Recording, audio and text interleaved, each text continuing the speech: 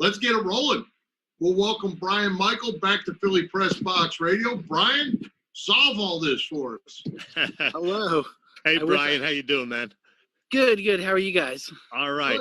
We picked a great week to have you back. I mean, I'd prefer that we were talking about how the Phillies were playing 6 weeks into the season, maybe surprising all of us with their great play, but we don't have that. Still, there are some big developments taking place in terms of maybe getting baseball back with games that actually matter by early July.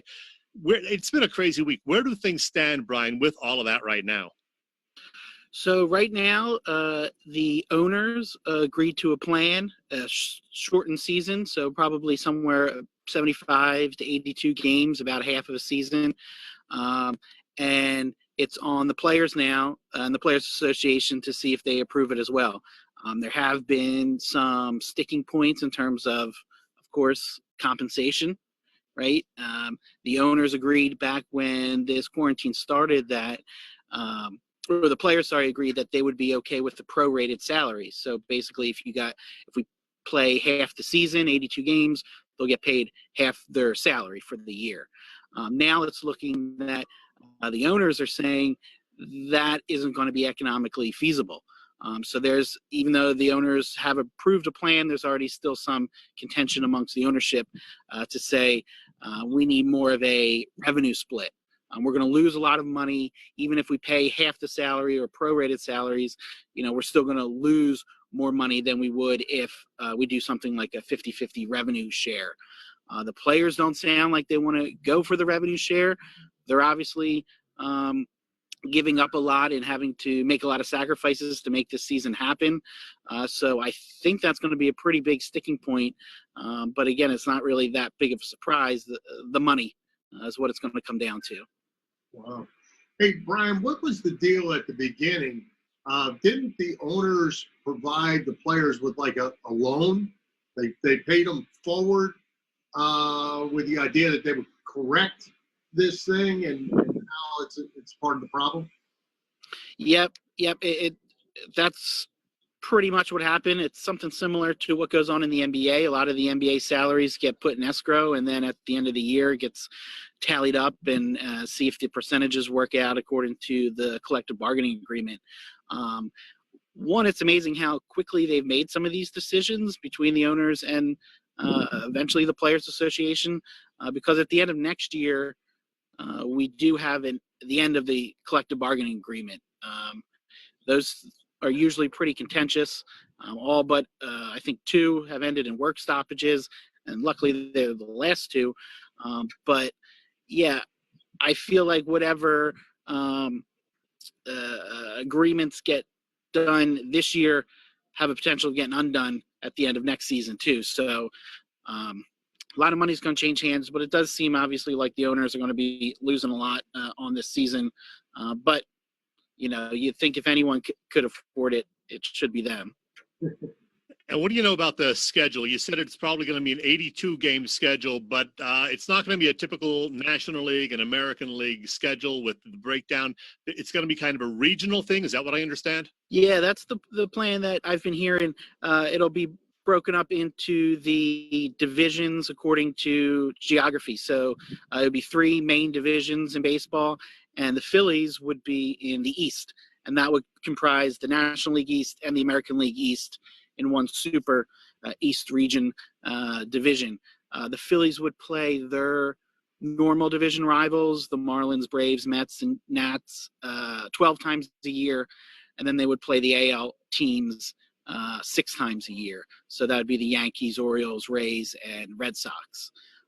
It's pretty interesting. It kind of follows some of the interleague play guidelines that they put in back when that started. So I think it's the best possible case. It didn't look like the Florida-Arizona plan that was originally proposed was going to work. That would have probably been too big of a sacrifice for players. So I think this is the best they can do. Baseball is very organized. Pro sports are very organized from the top down. So, logistically, this makes it a little bit easier for them to pull off. I think they could pull it off, but there's so many question marks. And like Chet said in the beginning, it's still not certain that this is going to happen by any means. Yeah. Well, that leads us to the DH question. The rumor is at least that we're going to go full DH. I guess when you're playing the American League that many times, you either got to go all in one way or all out the other. And it sounds like DH is going to be the way to go. Does that mean an additional roster spot? I assume we're going to go with expanded rosters to begin with. It sounds like it does mean additional roster spots. I've even heard upwards of 50-man roster. 40 is the – what's that? Big Gapler could play all those guys every night. Yeah, exactly. It would be all relief pitchers. But, yeah, normally it's 40. 50 would be bumped up. And you would probably see a lot of minor leaguers coming up and down as well. But, yeah, it would be universal DH and also a new playoff setup as well. Thoughts of being 7 teams in the playoffs. The top team gets the bye. And then the other division winners and the top wild card play 3 wild card teams in a best of 5 series to start off. So that would be pretty interesting. I think fans would enjoy that, certainly. And it, there's less of a reward for such a smaller season, right? If you're playing 162 games, you really want that playoff spot. With only 82, looks like they're getting a little more creative. Hey, Brian, does a shortened season help or hurt the Phillies? I would say it helps the Phillies, mostly in terms of their starting rotation, right? I don't think any of us going into the season thought that the team had a solid 5 starters. Certainly 3. They can go head-to-head with most teams on their top 3, assuming Jake Arrieta's, pitching decent. But I do think it helps them in that regard, since they didn't have such a huge starting staff. But again, the scheduling is going to be a big part of it. Where are the breaks coming? Are they playing double headers? That might throw in additional starting pitchers in there, which, again, the Phillies don't have the depth there. So in one sense, it could help them. It really depends on how they schedule these games out and when they agree. Because like we said, it could be 82 games. It could be 75. If the players don't agree on the proposal soon, it could be 60, 65 games. So you start wondering if the season's even worth it at that point. And I'm sure that's really what the owners are thinking too. Well, Brian, I know when the discussions first got going early on, been a while back, everything was set up to still start the playoffs on the same day. They wanted full playoffs. The ownership wanted full playoffs, shortened season, full playoffs. Obviously, that's where the money is for the owners, I guess. And do you see that still being the way it goes, even at 60, 70, or 80? I think it's unlikely that it's going to happen right on the same date. The other thing we haven't discussed is, all of the states and cities might not be open yet. So that's, can every team start at the same start time? I think that'll end up, getting pushed on the back end. So no, I don't think playoffs are going to start on time. I do think they're going to be delayed. So bring your jackets, Phillies fans. We haven't talked before about Joe Girardi with you, Brian. What are your thoughts on the new manager whenever we get to see him do his thing? Sure. I'm excited. I think it was a good choice, a logical choice, even a safe choice. He's the manager with experience. It's the opposite direction from Gabe Kapler. So I'm excited. It sounds like the players are into it as well. He was a former player, obviously had great success both as a player and manager. He's a baseball guy. It's hard not to, see that and think that the players are going to respond to it. From what I've heard, he's got a good relationship with Bryce Harper and a lot of the players. He's in there. Gabe was always in there too, kind of practicing in the weight room, obviously, fielding ground balls and things like that. So he's going to be a player's manager just like Gabe, but one with a lot more experience. So I think that's something that the fans were looking for and should be able to take a little solace in, some of the decisions we'll probably understand a little bit better than Kapler's decisions. So, day to day and inning to inning, it might be a little more smoother than Gabe. Because, Gabe had a lot of scrutiny being a new manager, being a different manager. I think Girardi will have a little bit longer of a leash, as it were. Hey, Brian, the players are going to need probably 3 weeks at least to get ready for whenever go day is. I assume they're not all going to Florida and Arizona. Maybe that's a wrong assumption. Are they going to have spring training in Philadelphia, or are they going to go to their spring training sites? Yeah, it might be a wrong assumption.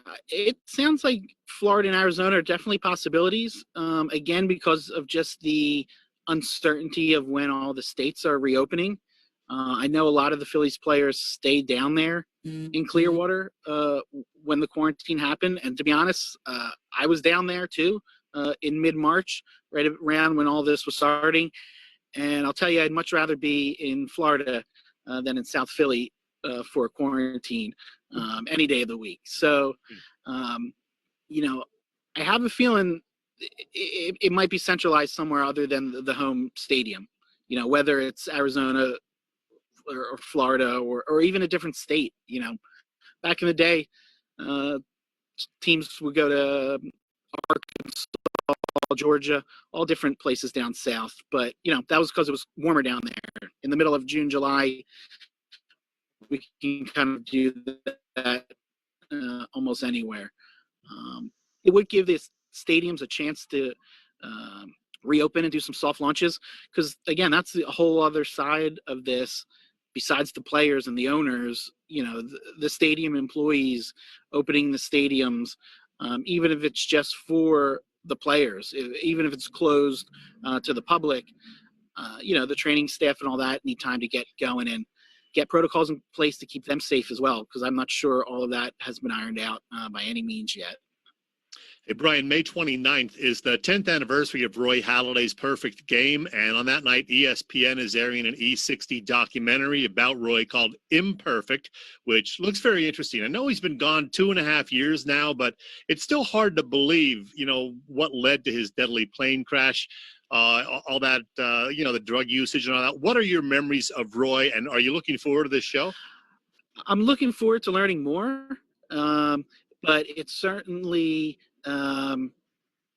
kind of pulls back the curtain on Roy Halladay and his life. I don't think anyone, while he was pitching, knew those demons he struggled with, whether it's the medication or the psychological issues or just that, competition that day in and day out.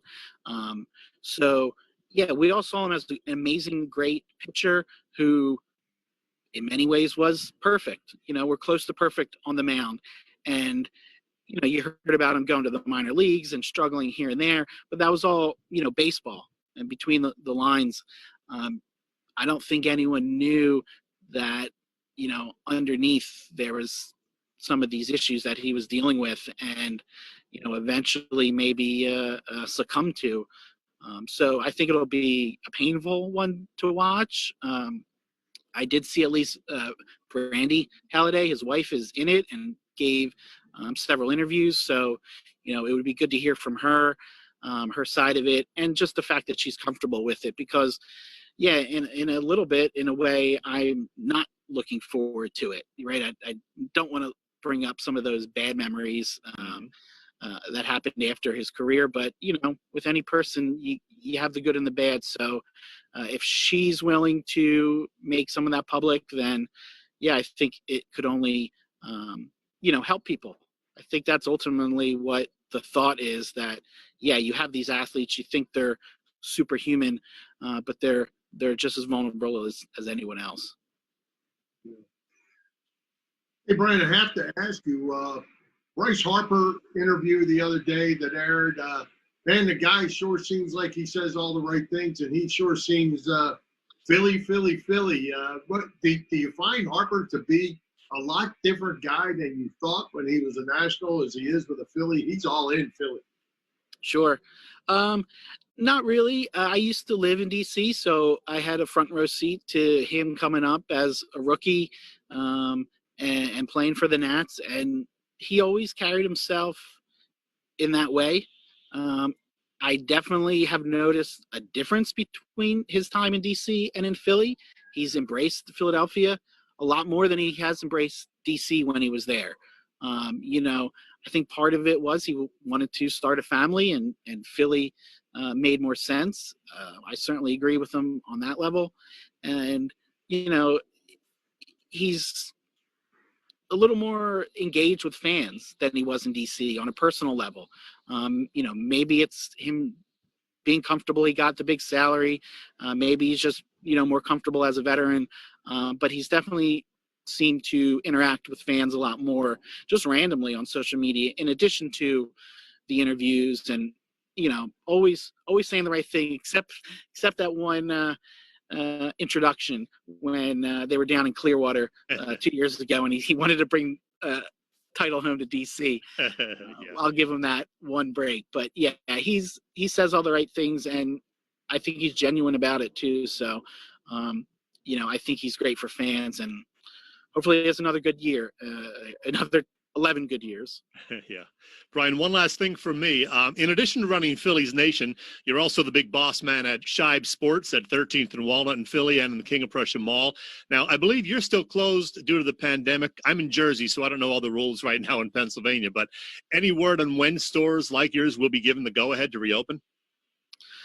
No, there has been no date yet here in Pennsylvania or Philadelphia specifically. A lot of the other Pennsylvania counties have started their process of reopening, their their green, yellow, red process.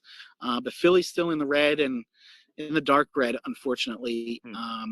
The governor extended the stay-at-home order to June 4th, so that's the earliest we could start moving to the next phase. I did hear Jersey stores are reopening for curbside pickup soon, but it seems like Philly's going to be a little bit ways away. We're still doing online orders. I'm trying to get things revved up for Father's Day, which is like a mini Christmas for us, but it's certainly been a lot slower with the stores closed. But I'm hoping, end of June, things will start. We should be open by then. And that's just a guess, though, unfortunately, at this point. So maybe it'll dovetail nicely with the start of the baseball season. But that's the other thing. I haven't heard anything about the other sports starting or their plans. There's talk, but no plans like we've seen for baseball yet. So, I'm getting this sneaking suspicion that hockey and basketball may not finish those seasons. Yeah. Well, hey, Brian, we're about out of time. Let the viewers know how they can follow you leading up to the season throughout Phillies Nation, everything else you have going on social media.